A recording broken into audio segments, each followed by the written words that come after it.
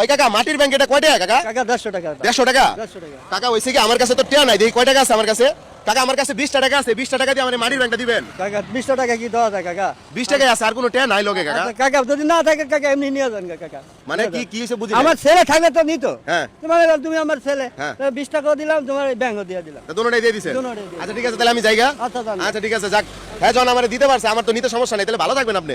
আচ্ছা ঠিক আছে, ওকে, আল্লাহ হাফেজ। কাকার কাছ থেকে কিন্তু সম্পূর্ণ ফ্রিতে আমি মাটির ব্যাংকটা নিয়ে আইছি, তো আজকে কাকার জন্য একটা সারপ্রাইজ থাকবে, চলেন আসেন।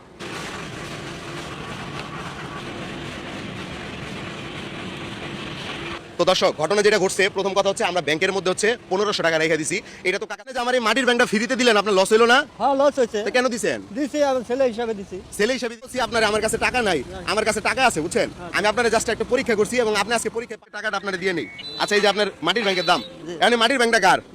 আমার। আমার জিনিস যদি আমি ভাঙ্গালে আপনার কোনো সমস্যা আছে? না, আমার সমস্যা নেই। মাটির ব্যাংকটা আমার সামনে ভাঙ্গেন। ওই ল কাকা ভাঙ্গালাইছে। কাকা কয় টাকা আছে উড়ান? সব এটা আপনার। কত আছে? 1500। 1500, এটা আপনার উপহার।